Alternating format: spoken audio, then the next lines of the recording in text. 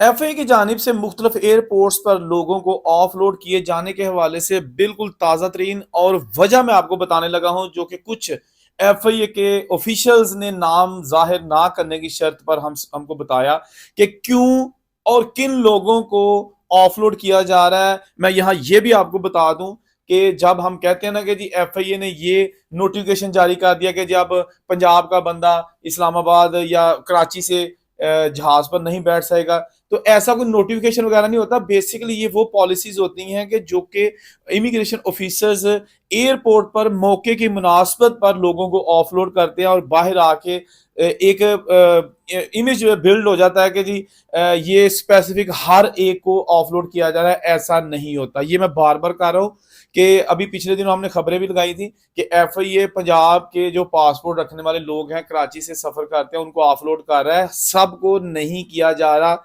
अब बताता हूं जो आपको कि वजह आखिर क्या है और कैसे लोग बचने के तरीके इस्तेमाल कर रहे हैं। सबसे पहले हम बात करेंगे कि एफआईए ने पिछले एक साल के दौरान तकरीबन हजारों की तादाद में लोगों को ऑफलोड किया है और एक डाटा जो बताया गया उसमें तकरीबन 30,000 के करीब लोग ऐसे हैं जो एक साल के दौरान जो है ना जिनको ऑफलोड किया गया है। 30,000 से ज्यादा लोग ऐसे हैं।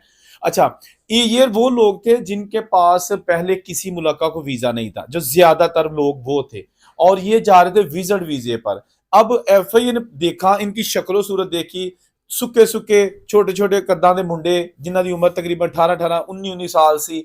एफआईए ने कहा कि भाई आप विजिट करने क्यों जा रहे हो? क्या आपने फॉर एग्जाम्पल आपका ताल्लुक गुजरांवाला से है तो लाहौर या इस्लामाबाद की जो चीजें हैं, जो वहां पे अट्रैक्शन है, वो विजिट कभी की हैं? या आप अब मस्कत ही क्यों जा रहे हो विजिट करने के लिए, या बाकू ही क्यों जा रहे हो विजिट करने के लिए? आपके इनकम क्या है, जॉब क्या करते हो?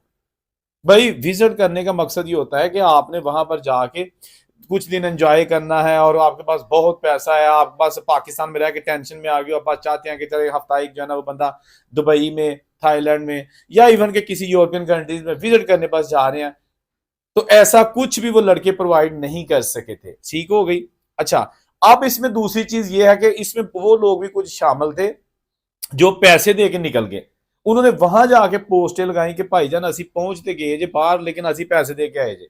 अब ये वो लम्हा है कि हर बंदा कह रहा है जी एफआई एयरपोर्ट पर पैसे लेती है। जब हमने हुकाम से पता किया तो वो कहते हैं जी नहीं, हमारा निजाम बड़ा शफाफ है, कैमरे लगे होते हैं, कोई पैसा नहीं ले सकता। खैर ये तो मैं भी उनकी बात नहीं माना क्योंकि पैसों की डिमांड की जाती है।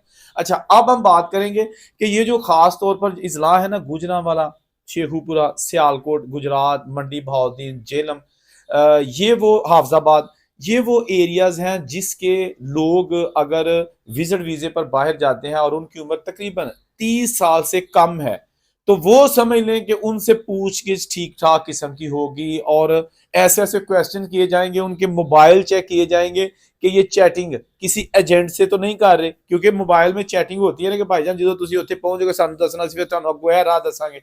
वो चैटिंग सारी पकड़ी जाती है।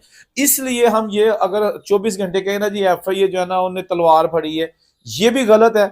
और अगर हम कहेंगे जी एफआईए जानबूझकर लोगों को कर रही है, तो बहुत सारी चीजें ऐसी सामने आई हैं। उसका जो क्राइटेरिया उन्होंने बनाया है, वजीर जो ओवरसीज पाकिस्तानी सालक हुसैन है, उन्होंने इस चीज का सख्त नोटिस लिया है कि जी भाई ऐसे लोग जिनकी हर चीज पूरी है, पहले तो मैंने बात कर ली ना जिन्होंने बाहर जाके स्लिप होना था, अब वो लोग जो विजिट वीजे पर जा रहे हैं, ये जॉब के लिए इवन के जा रहे हैं, लेकिन उनकी हर चीज पूरी है और उनकी बैंक स्टेटमेंट और जेन्युइन विजिटर है, उनको ऑफलोड ना किया जाए। लेकिन उसके बावजूद शिकायत आई है कि उनको भी ऑफलोड किया जा रहा है। अच्छा, कुछ लोग कहते हैं जी उम्रे की आड़ में लोग जो है ना वो ऑफलोड उनको किया जाता है। भाई उम्रे की आड़ में उन लोगों को ऑफलोड ज्यादातर कर रहे हैं कि जो वहां जाके भीख मांगते हैं। अच्छा, अब एक चीज मैं आपको यहां ही बता देता हूँ, आखिर में नहीं बताता कि आखिर ये वजह क्या हुई कि एफआईए जनाब धड़ाधड़ लोगों को जो है ना वो ऑफलोड कर रही है।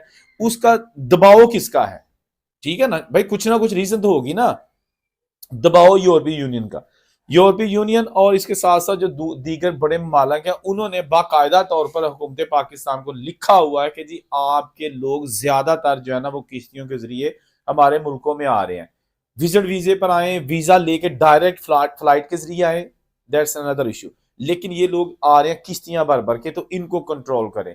अब ये एक तो हमें वहां से जो है ना वो वार्निंग मिली है, दूसरे नंबर पे आप इनको तंबी कह सकते हैं या ये कह सकते हैं कि जो उन्होंने एक कच्चा चट्टा खोल के रहा था कि जी भाई ਤੁਹਾਡੇ ਬੰਦੇ सब तो ज्यादा आ रहे जे, ਇਹਨਾਂ ਨੂੰ रोको। सिर्फ पाकिस्तान को नहीं कहा गया, ये इंडिया, बांग्लादेश, नेपाल और दूसरे जो कंट्रीज अफगानिस्तान वगैरह जो जिनके लोग ज्यादा डंकी लगा के जाते हैं उनको कहा गया है। अब एफआईए के पास जो भी हरबा होता है डे टू डे पॉलिसीज के मुताबिक वो इस्तेमाल करते हैं ताकि बाहर जो लोग डंकी लगा के जाते हैं उनको रोका जा सके।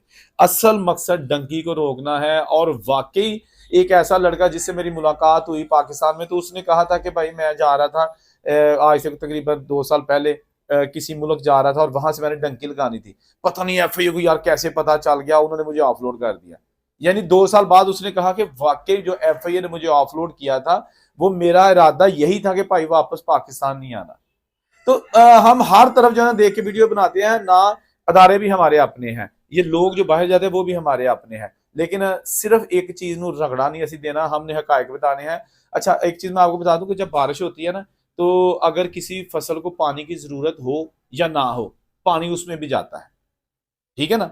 एक फसल खुशक हो रही है, उसको बारिश की जरूरत है, तो फिर जो बारिश होती है ना वो सबके लिए होती है। एक में ऑलरेडी पानी होता है वो भी जनाब उसको भी पानी मिल जाता है। बात करने का मकसद ये है कि जब कुछ लोग जो है ना वो इस तरह की हरकतें करते हैं चंद लोग डंकी के लिए, तो फिर दूसरे जो जेन्युइन किस्म के विजिटर्स हैं उनको भी प्रॉब्लम्स आती है जो कि नहीं आनी चाहिए। तो अब जनाब बहुत सारे लोगों को हाई कोर्ट का भी पता चल गया, जिनको ऑफलोड करते हैं वो डायरेक्ट वकील करवाता है, हाई कोर्ट चला जाता है और हाई कोर्ट से रिलीफ मिल जाता है। रिलीफ इसलिए कि उस वहां से ऑर्डर आ जाता है एफआईए को कि जी अगर इसके पास तमाम डॉक्यूमेंट्स पूरे हैं, वीजा, रिटर्न टिकट, जो भी पॉलिसीज हैं, तो इसको जाने दिया जाए, जबकि इसी वजह से उनको ऑलरेडी ऑफलोड किया जाता है। तो हमेशा हमारी यही कोशिश होती है आपको फैक्ट बताए जाएं, दोनों तरफ की स्टोरियां बताई जाएं, ताकि पता चल सके कि एफआईए क्यों ऑफलोड कर रही है, किन को ऑफलोड कर रही है, और जो लोग ऑफलोड हो रहे हैं उनका मुद्दा क्या है। टिकटें जाया हो रही हैं उनकी, टूरिज्म जो है ना वो नीचे जा रहा है, जो ट्रैवल एजेंट्स हैं जो जेन्युइन किस्म के ट्रैवल करवाते हैं हिस्ट्री के लिए, मलेशिया, थाईलैंड वगैरह, अगर उनके बंदे ऑफलोड होते हैं, उन्होंने 6-6 लाख रुपया, 5-5 लाख रुपया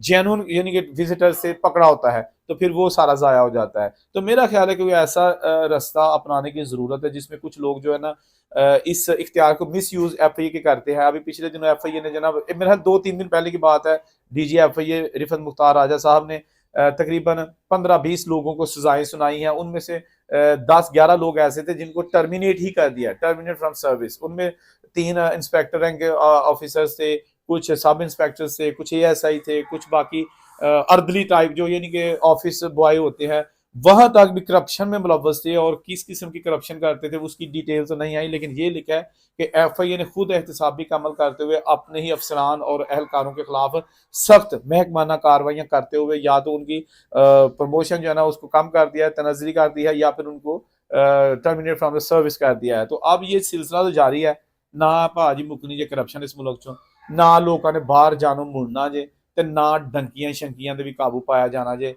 कम हो सकता है लेकिन ये नहीं, ये सिस्टम एक ऐसा बन चुका है, लोगों का जहन सिर्फ और सिर्फ इस बात पे है कि हमने बाहर जाना है। किसी गांव में जाए ना तो कोठी नजर आती है ना, तो अगर किसी से बंदा पूछे ना कि यार कोठी किदी है, तो कहते हैं भाजे बंदा इटली होंगे, फिर हम मजबूत हो जाते हैं कि यार वो इटली जाइए तो कोठियां पेंदियां ने। अब ये नहीं पता कि वो 20 साल पहले गया होगा और अब जाके उसने अगर कोठी बना ली है तो सारी जिंदगी भी तो उसने वहां पे अपनी गुजार दी ना।